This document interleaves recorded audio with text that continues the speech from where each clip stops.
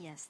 Well, fashion is about innovation. This is, I think, one of the disciplines that is about change. So I think that the best way to innovate is to take risks. Fashion is about that. Every 6 months, for us, it's a new starting point. We, for instance, you mentioned the baguette. At that time, I was asked, we had a marketing and a meeting, and I was asked to do something very functional and minimalist, almost minimalist. At that time, minimalism was very, very cool. And I am a little bit revolutionary and reactionary, and so I decided to do the opposite, really. And so when I had the meeting and I presented the baguette, it was in reality very minimal because it was very small, and functional because it was very soft, and so you could fit many things inside. But in reality, I didn't follow very much the brief.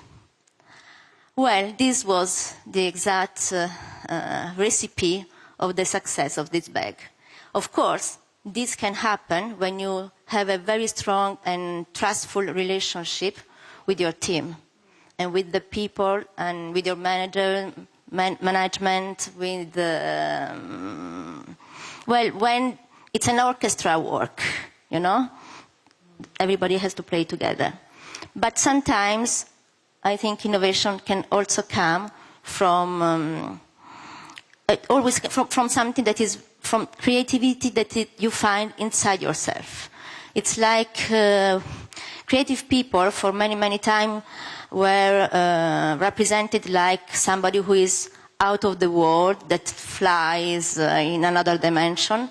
Well, I don't think it's really like that. I think that creativity really comes from a need that you have to find in yourself. We creative are very difficult people. We are always unsatisfied. So I always try to answer to questions that gives me a little bit of, you say, I'm suffer. The creative process is a lot about suffering. And I think that in this particular moment, we can really find a big inspiration in our roots, especially in fashion, you know. In European fashion is leading, and but there is a very strong competition now.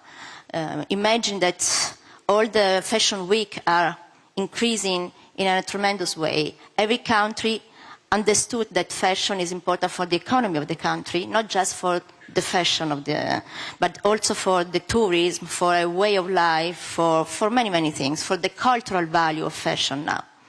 So there are more than 100 fashion weeks in the world, and the weeks are 52, 54. So I think it's a little bit crowded.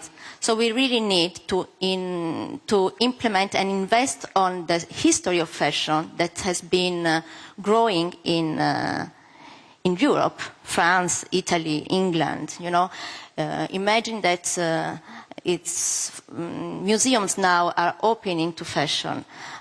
They understood that there is a very huge and big interest.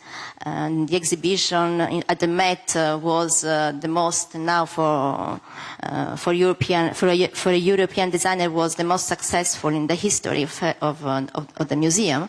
So I think that we have to regain our roots.